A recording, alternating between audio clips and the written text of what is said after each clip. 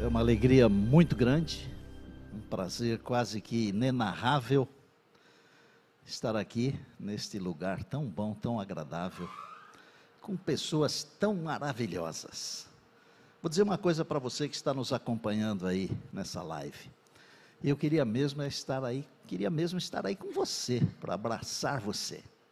Mas eu envio daqui o meu abraço e o abraço de todos nós que estamos aqui, para você que nos acompanha, não apenas aqui no norte do Brasil, como também em outros tantos lugares do mundo. Aproveito o ensejo para abraçar e beijar a minha namorada, Mari, lá no Canadá. Abraço carinhoso a todos vocês que estão aqui conosco, neste ambiente tão propício. Nós estamos iniciando hoje o nosso segundo dia do projeto Adorai 2023. Se vocês me permitirem, evidentemente, todas as noites, eu quero fazer um breve resumo da noite anterior. Nosso assunto de hoje é: Jesus precisa voltar, porque Ele me ama, Ele ama você. Mas ontem nós falamos que Jesus precisa voltar porque Ele prometeu.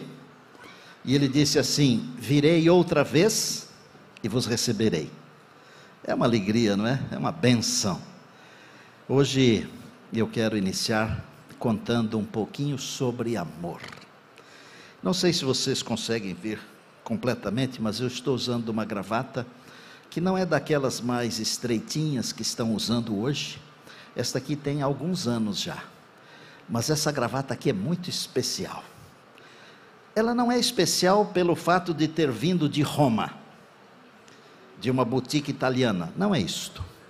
Ela é especial pelo que aconteceu antes. Eu batizei há alguns anos uma senhora chamada Nurimar, uma professora, esposa do seu Jorge. Ele era gerente de um desses hotéis internacionais, por isso batizamos apenas a esposa naquela ocasião. Alguns anos depois ela foi acometida de um câncer no fígado e nós a perdemos. Chegou o dia do funeral, lá na Vila Matilde, em São Paulo. Na Vila Matilde tem um cemitério e tem também o crematório da Vila Matilde. Ela foi cremada. É diferente um funeral de uma pessoa que será cremada, de uma pessoa que será sepultada. Porque você não tem aquele momento em que coloca o caixão lá e joga a terra em cima, é um negócio muito frustrante, não é? A morte é sempre frustrante, gente. De qualquer pessoa, mesmo que não seja uma pessoa do nosso conhecimento, a morte é frustrante. Se tem uma coisa que nos atrapalha, é a morte. Não tenho tempo de explicar os detalhes de como a morte nos atrapalha. E quando eu estava terminando o sermão, eu não gosto de muitas coisas, eu gosto de poucas coisas e coisas boas. Por exemplo, eu gosto de uma boa caneta. E Deus me deu a alegria de sempre ter comigo, ou quase sempre, uma boa caneta. Porque quando você vai escrever, você tem que ter uma boa caneta. Eu gosto de um sapato confortável, uma gravata gostosa, uma roupa tranquila. Eu não tenho tudo o que eu quero, mas eu amo tudo que eu tenho. E por isso eu amo vocês. Eu tenho vocês nesta semana. Eu tenho vocês nesta semana. E eu louvo a Deus por isso. Tirei aquela gravata, que eu tinha muito carinho por ela, dobrei a gravata e coloquei sobre o corpo da irmã Nurimar. Fecharam o caixão, levaram embora. Uma senhora, que eu não sabia, mas irmã da Nurimar, que chegou assim às pressas da cidade de Curitiba, ela veio me abraçar chorando e disse: eu nunca vi uma coisa dessas. Por que o senhor fez isto? E eu disse: eu fiz isto, como disse no momento, era para demonstrar o amor com o qual nós amamos a irmã Nurimar, como igreja. E eu, como pastor, representando a igreja, eu estava demonstrando o quanto amor nós tínhamos por ela, e eu coloquei junto com ela algo que me é precioso. Ela disse: tem a sua igreja em Curitiba? Eu disse: doutora, tem muitas. Aí dei o endereço de uma das igrejas onde eu tinha e tenho ainda um amigo que é muito missionário, liguei para o amigo e disse: olha, em algum momento uma senhora assim assim vai aparecer, se aparecer eu quero que você a atenda como se estivesse atendendo a mim. E não deu outra. No sábado seguinte ela foi à igreja, meu amigo a atendeu. Uns 6 meses depois, eu tive que ir a Curitiba. Vocês sabem para quê, né? Para entrar na água junto com aquela senhora, aquela doutora. Ela foi tocada, não foi pelas doutrinas, ela não foi tocada por nenhuma palavra, ela foi tocada por um gesto de amor. E eu vou falar uma coisa para vocês aqui, gente. O que não se resolve por amor, como eu disse ontem, não se resolve de jeito nenhum. O que é o amor? O amor é uma coisa impressionante. Às vezes, me permitam divagar um pouco aqui sobre esse tema que é muito romântico. Eu leio na Bíblia, em 1 João 4,8, que Deus é amor. Aí eu fico pensando assim, bom, Deus é amor, mas o amor é Deus. Afinal, Deus é amor ou o amor é Deus? Você já parou para pensar nisso? Do que Deus é feito? Eu não sei. Mas se Deus fosse feito de alguma coisa, seria feito do quê? De amor. Porque Deus é amor. Todos os dias eu estou lendo um trechinho na Bíblia, e não será diferente hoje, porque um verdadeiro sermão ele tem que ter a leitura da palavra de Deus.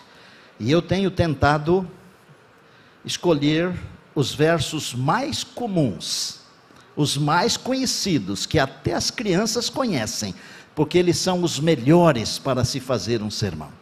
João 3,16. Vocês que estão aqui na comunidade adventista Encontro Vida, procurem aí. Vocês que estão aí nos acompanhando nos auditórios, por favor, procurem aí, João capítulo 3, verso 16. E eu vou pedir uma coisa, tanto para vocês aqui, quanto para vocês aí. Vocês vão repetir junto comigo a leitura, ok? E diz assim, olha que coisa linda, coisa linda. Porque Deus, juntos, porque Deus amou ao mundo de tal maneira, que deu o seu Filho unigênito, para que todo que nele crê não pereça, mas tenha a vida eterna. Deus amou ao mundo, legal, mas como que ele amou o mundo?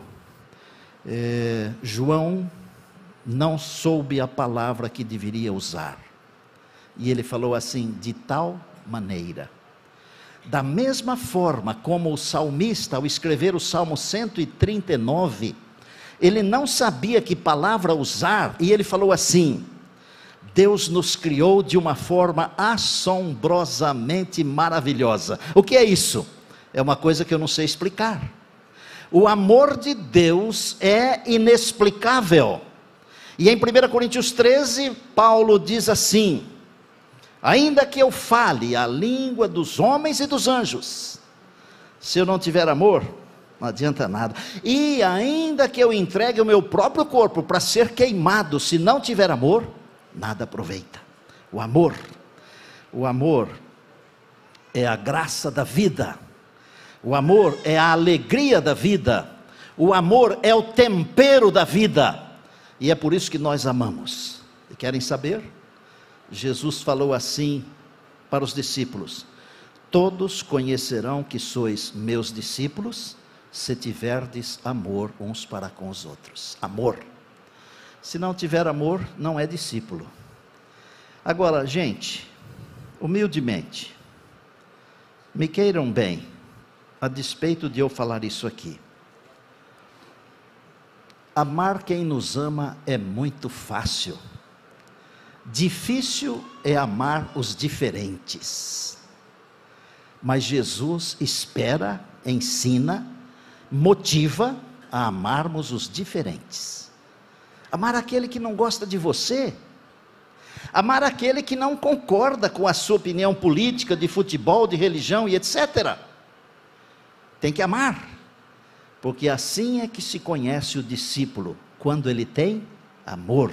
E para ter amor é preciso ter Deus. Eu vou dar uma explicação aqui que você não vai encontrar nos livros inspirados, você não vai encontrar em Ellen G. White, mas não faz mal, porque há certas coisas que Deus fala diretamente conosco. Por exemplo, a Bíblia diz aqui: Deus amou o mundo de uma maneira inenarrável, que deu o seu Filho. Muita gente discute se Jesus é Filho de Deus, se Ele é criação de Deus. A ideia de Deus, ao dizer que deu o seu Filho, não era para dizer que estava dando o Filho, era para dizer que estava dando a coisa mais preciosa que existe. Eu não sei quantos de vocês têm filhos aqui.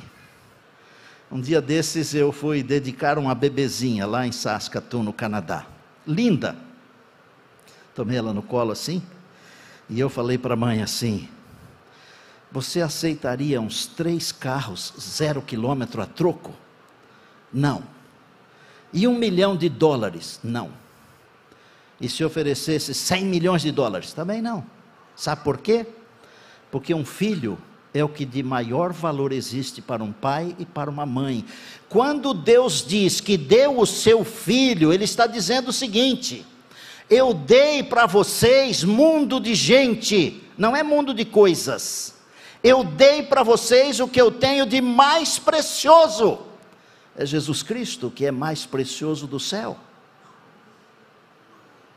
E Ele nos foi dado gratuitamente, gratuitamente.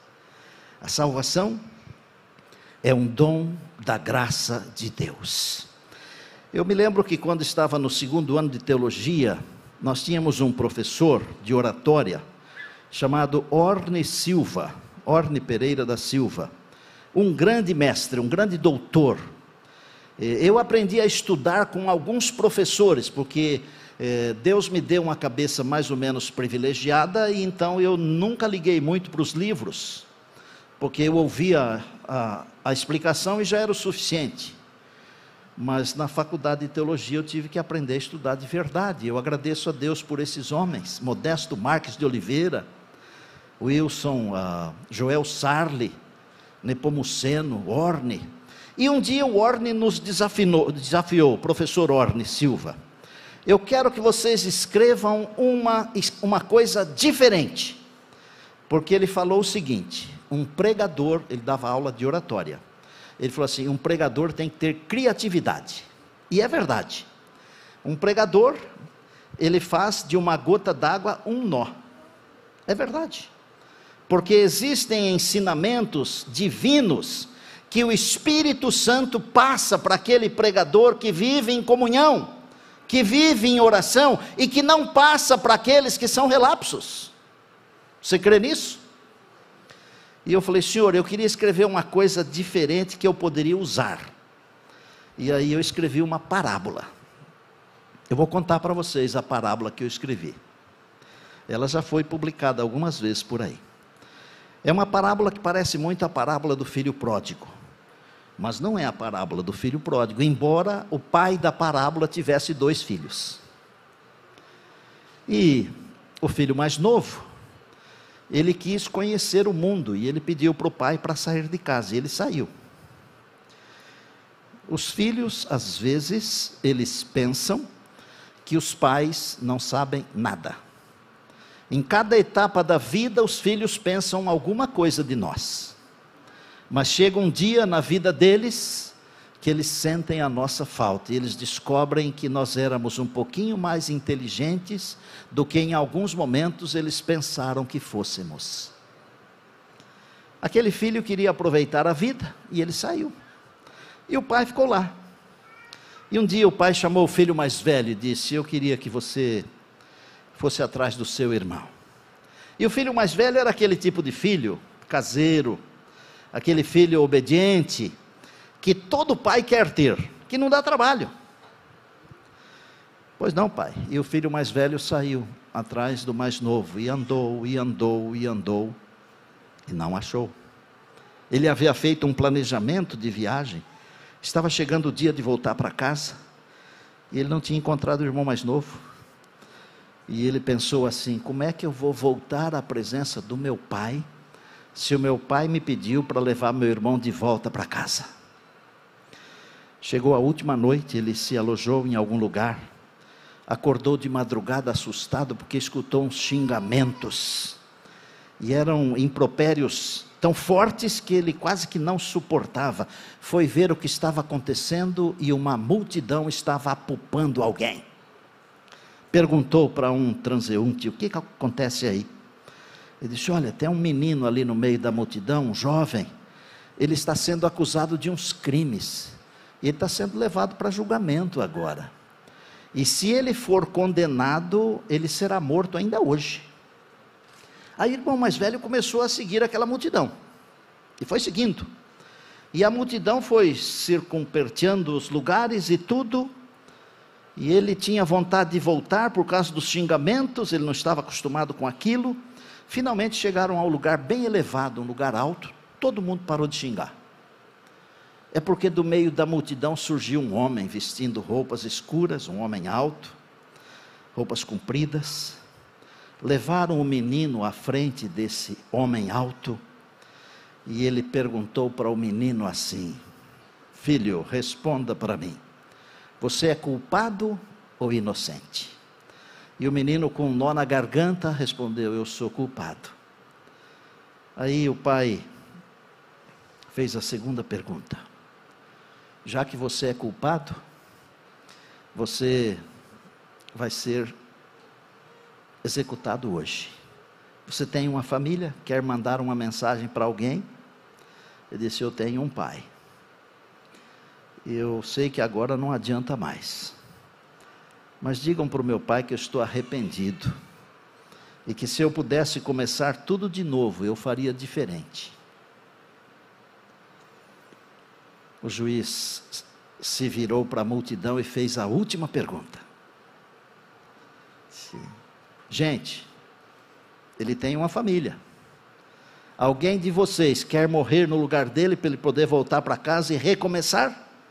E naquela hora todos os olhares se voltaram para certa direção, porque o irmão mais velho acaba de reconhecer naquele menino o seu irmão mais novo. Ele levanta a mão, e todo mundo assustado, porque até aquele dia, nunca aquela resposta tinha recebido uma palavra afirmativa, uma resposta positiva. O filho mais velho caminhou para frente, abraçou o irmão mais novo, eles choraram. O irmão mais novo disse: mas você não pode morrer no meu lugar, eu que cometi os crimes. O irmão mais velho enxugou as lágrimas e disse: pai me pediu para levar você de volta para casa. E para você poder voltar para casa, alguém tem que morrer no seu lugar. Eu penso que você já entendeu quem é o irmão mais velho da minha parábola, não é?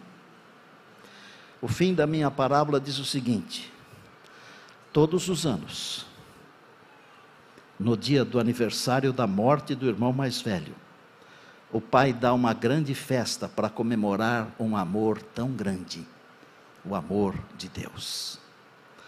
Jesus deu a vida por você, para você poder voltar para casa. Meu amigo, minha amiga, você que está aí nos auditórios, nas igrejas, é hora de você dizer se você precisa de uma oração, se você precisa de estudo bíblico, se você precisa ser batizado ou batizada. Essa é a sua hora, é o seu momento. O Senhor Jesus está batendo a porta do coração, e Ele está falando assim: eu vou morrer no seu lugar para você poder voltar para casa.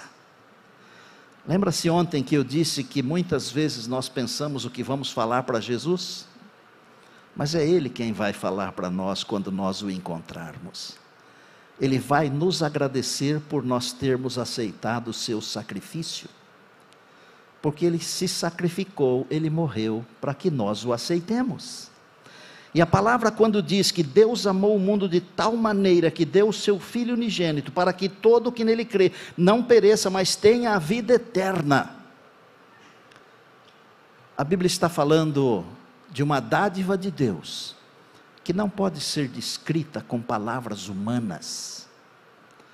Quando Jesus encontrou a mulher samaritana, ele falou para ela assim: se você conhecesse o dom de Deus, o presente de Deus. Ah, se você conhecesse o presente de Deus. Ah, se você conhecesse o presente de Deus corretamente, você abriria agora o seu coração e diria: Jesus, eu te aceito com todo o meu ser. Quanto tempo mais você vai esperar? Quanto tempo mais? A palavra diz que a salvação é um dom da graça de Deus. Em Efésios 2, versos 8 e 9, a palavra diz assim: pela graça sois salvos mediante a fé. E isto não vem de vós, é dom de Deus, não vem das obras, para que ninguém se glorie. É um dom de Deus, é um presente de Deus. Deus está oferecendo para mim e para você, para nós, a salvação gratuitamente. Não custa nada, gratuitamente. Para nós vivermos com Ele para todo sempre. Ele nos ama. Jesus precisa voltar, sabe por quê? Porque Ele ama você. E Ele não consegue mais viver sem você. É um amor inexplicável. Inexplicável. Hoje eu queria contar uma história para vocês, para dizer para vocês, que esse Deus que nos ama, e por isso Jesus voltará, Ele está disposto a fazer coisas por nós, coisas diferentes. Jesus nascer aqui, como fruto do Espírito Santo, de uma mulher virgem, é uma coisa sobrenatural. A Bíblia diz que Jesus é o mesmo ontem, hoje e eternamente, está em Hebreus 13, 8. O Deus que fez coisas sobrenaturais ontem, é o mesmo que faz coisas sobrenaturais hoje. E é o mesmo que faz coisas sobrenaturais amanhã. Porque Ele é o mesmo, Ele não muda. O Deus que cura, é o mesmo Deus que salva. Por exemplo, as histórias dos milagres de cura, são incríveis. Não são? Mas pensa, por exemplo, na salvação, a transformação de um coração. Não é incrível também? É talvez o maior de todos os milagres. Pegar um indivíduo que tem a vida toda errada e transformar aquele indivíduo num filho de Deus. Transformar aquela mulher numa filha de Deus. E pelo fato de sermos filhos e filhas de Deus, nós somos o que Deus tem de mais precioso, e Ele nos ama. Ele ama você. Você que está nos acompanhando aí, eu quero que você preste muita atenção. Se Jesus tivesse que dar a vida para salvar só você, Ele teria feito tudo o que Ele fez para salvar só você. Porque para Deus não tem ninguém igual a você, todos somos diferentes. Deus está olhando para nós, e Ele está dizendo assim: aquele meu filho, aquela minha filha, eu não posso viver sem esse filho, sem aquela filha. Eu me lembro que eu fiz o sepultamento de um garoto de uma família grande, uma vez, não faz muito tempo, e um dos filhos foi atropelado com a sua bicicleta e veio a óbito. E na hora que eu estava indo, um colega me ligou e: Cristina, onde você está indo? Estou indo fazer um funeral. Aí eu disse: olha, uma família grande, de vários filhos, e um deles, um menino de menos de 10 anos, foi atropelado e morreu. Ele disse: mas tem outros filhos? Eu falei: parece que eles são 10 irmãos, ainda tem 9 irmãos, né? E aí, sem pensar, aquele colega falou assim: ainda bem que aquela mãe tem 9 ainda, né? E eu pensei comigo: eu não posso falar isso, porque os 9 que ficaram, eles não preenchem o vazio, não é, pastor Isés, que foi deixado por aquele que foi embora. Eles não preenchem. Assim somos nós para Deus. Deus não tem alguém para colocar no nosso lugar e substituir-nos como pessoas iguais a nós. Deus só tem nós mesmos. E Deus ainda quer fazer coisas incríveis pelo seu povo. Eu vou contar hoje uma história que eu considero incrível. E depois da história, eu vou convidar o pastor Donato Azevedo para batizar o Natanael, que é uma história bonita também. Mas eu estava fazendo uma semana especial, semana de oração para jovens, e eu pregava no primeiro culto na igreja central e no segundo culto na igreja do bairro. Então era assim, no sábado era 9 da manhã na central, 10h30 no bairro. De domingo a sexta, 7h30 na central, 9 da noite no bairro. 7h30 da noite e 9 da noite.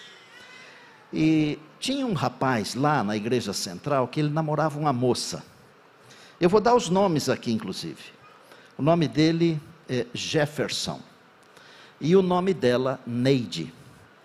E ele foi lá na igreja, e eu sempre fico encantado quando as pessoas vão à igreja, porque a igreja é um bom lugar onde Deus pode falar com as pessoas. Porque Jesus falou que a igreja é a casa de oração para todos. Então, se a pessoa vai à igreja, ela já quebrou uma barreira. É muito mais fácil para Deus falar com ela, do que ela ficar se escondendo. E eu preguei um sermão, e eu disse que Deus está disposto a nos ajudar, se for necessário, para a nossa salvação. E eu exagerei um pouco, e eu disse, Deus ainda está disposto a descer aqui, como Jesus desceu, para salvar uma pessoa. E eu ainda continuo exagerando e crendo que Deus ainda está disposto a descer aqui, se necessário for, para salvar uma pessoa. Eu não deixei de crer nisso. Fiz um apelo e olhei para a direção onde ele estava. Ele não se levantou. Mas no domingo ele estava na igreja central. Preguei um outro sermão e eu pensei assim, hoje acho que ele vai aceitar Jesus como seu Salvador. E ele não se levantou. Na segunda-feira ele não foi à igreja. Mas na terça-feira ele estava lá. Eu disse, opa, ontem ele não veio, mas hoje ele está aqui. É hoje. Mas também não foi naquela noite de terça-feira. Passou a quarta-feira, ele não veio. Na quinta-feira ele veio. E eu pensei comigo assim, até onde vai esse negócio, né? Eu vou explicar uma coisa para vocês assim, como se fosse 2 mais 2 igual a 4. É um conflito entre Cristo e Satanás. Nós todos estamos dentro dessa bolha chamada grande conflito. Jesus quer nos pescar para a eternidade, e o inimigo quer nos empurrar para o inferno. É um conflito, e eu estou aqui orando, pedindo a Deus que toque o coração daquele moço. E eu preguei um sermão com ânimo, com disposição. Quando eu fiz o apelo, olhei para o lado dele, mas ele não se levantou. Aí eu peguei o carro, corri para outra igreja. Quando eu cheguei lá, os irmãos já tinham cantado o hino, estavam fazendo a oração. Eu esperei a oração terminar, entrei lá pelos fundos, e quando eu entrei e me levantei para pregar, eu olho lá para o fundo, e lá no fundo estão o Jefferson e a Neide. E eu fiquei todo animado. Eu falei, opa, é hoje. Aí eu preguei um outro sermão, porque se ele escutasse 2 vezes o mesmo sermão, ele ia ficar entediado. Deus me deu a graça de ter alguns sermões na cabeça. Talvez uns 10, ou 20, ou 100, sei lá, não importa. Preguei um outro sermão. E falei para Deus assim, Senhor, dá esse presente para mim, vai. Sabe quando você fala com Deus enquanto está fazendo o trabalho de Deus? Vocês pastores já fizeram isso, vocês missionários já fizeram isso, você ancião de igreja já fez isso, você que dá estudo bíblico já fez isso. Gente, nós precisamos pedir as bênçãos de Deus, sabe? Eu falei, Senhor, dá esse presente para mim. E aí eu fiz um apelo assim, todo elaborado, e eu olhei para ele, ele olhou para mim e abaixou a cabeça. Eu estava ficando na casa do pastor da igreja, o pastor José Rabaneda. E na hora do almoço, a irmã Maria José, ela havia feito um suco de maracujá, daquele que é feito da fruta mesmo, que corta a fruta e faz na hora, bate no liquidificador, que é diferente daquele que vem na garrafinha, aquela coisa toda lá que já tem algum produto químico e etc e tal. Aí eu falei, irmã Maria José, a senhora ainda tem daquele maracujá? Ela disse, tenho, pastor. A senhora poderia fazer um suco daquele lá para mim, porque acho que hoje eu não vou dormir. Porque eu estava com aquele rapaz aqui na cabeça, sabe? Aí deu 11 da noite, e eu virando na cama, e eu não sou de dormir muito, mas eu caio na cama, é uma pedra, durmo, daí a pouco eu acordo, né? Não dormia, não ia, perto da meia-noite, eu me levantei. A gente precisa ser sincero com Deus, viu, meu povo, tá? Não adianta não ser sincero com Deus, nós temos que ser fiéis e leais a Deus. Nós temos que ser fiéis a Deus no que tange as coisas que Deus nos pede. Nós temos que ser fiéis a Deus nos dízimos, nas ofertas. Nós temos que ser fiéis a Deus nas doutrinas que estão na Bíblia. Nós temos que ser fiéis à nossa família. E nós temos que ser fiéis aos nossos princípios pessoais. E eu, humildemente, me ajoelhei de pijama ali no chão, e eu falei assim, Senhor, eu estou envergonhado, porque eu sou um líder da juventude, e eu prego a semana inteira e aquele moço lá não te diz sim. Eu estou com algum pecado? Falei para Deus bem assim, eu estou com algum problema, é por causa de mim, e se for, o Senhor me mostra, que eu vou pedir perdão, eu vou me corrigir. E eu tentei ver se eu tinha algum problema, alguma coisa conhecida, e não tinha. Eu falei, agora pai, se o problema não é meu, é dele, o senhor poderia fazer alguma coisa? Bom, vou resumir a história. Quando terminou o segundo culto, o Jefferson e a Neide foram a uma lanchonete, tomaram um lanche, e depois do lanche, namoraram um pouco lá na casa dos pais dela. E aí ele falou assim, eu vou visitar os meus pais. E pegou o carrinho dele, 80 quilômetros longe. Vamos embora, sozinho. E de repente, no meio do caminho, sabe aquela pista que vai e vem na mesma pista e que não tem acostamento? Nós pegamos uma dessa outro dia lá em Boa Vista, para indo lá para acampar o Uau. Não tem acostamento, é só aquelas duas faixas, uma vai e outra vem. Furou o pneu do carro dele. Aí conseguiu ajustar, parou no meio do capim, e moço ainda, né? Eu vou trocar o pneu agora e já chego em casa, né? Aí foi lá, a hora que pegou aquele aparelho chamado macaco, aqui também chama macaco, que levanta o carro. Botou o macaco embaixo, a hora que girou, o macaco não funcionava. Entrou em parafuso, o macaco e ele. Aí ele ficou com medo, né? Porque mesmo uma pessoa forte, jovem e corajosa, no meio da noite, sozinho, numa estrada deserta, dá medo, né? Passou um caminhão de lá para cá, ele... Mas o caminhoneiro também tem medo, né? Aí, vou deitar aqui dentro do carro, já é quase 1 da manhã, a hora que amanhecer o dia, eu resolvo. Deitou no carro, mas aí quem não dormiu foi ele, porque eu tinha falado com Deus sobre ele. Deus não deixou ele dormir. Aí ele falou, será que aquilo que o pastor falou no sábado é verdade? Será que Deus está mesmo disposto a vir aqui para ajudar quando a gente precisa? Ele tinha escutado 2 sermões na quinta noite, gente. Não lembrou nada dos sermões da quinta noite, mas lembrou do sermão de sábado. Deus está disposto a descer aqui para ajudar, para salvar alguém.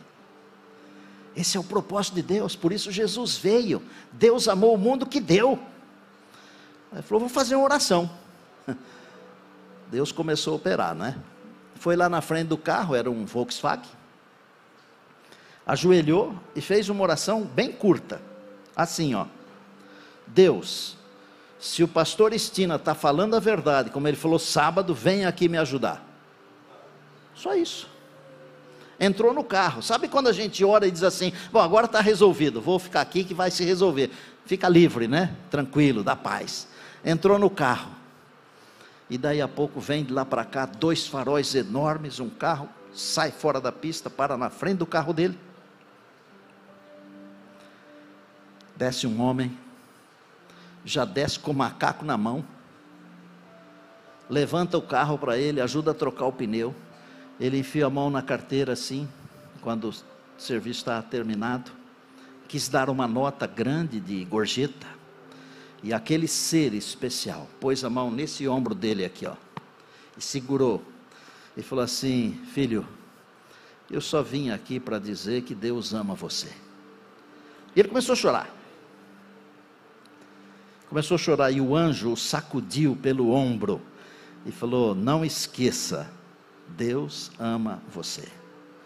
Ele terminou o trajeto, chegou em casa, acordou o pai e a mãe, ninguém mais dormiu aquela noite. Na sexta-feira, quando eu cheguei na igreja central, antes das 7:30 da noite, ele estava lá com seu carro em frente à igreja. E antes que eu abrisse a porta do meu carro para descer, ele veio correndo e pegou neste braço aqui, ó, neste aqui, ó, que vai abraçar Jesus muito em breve.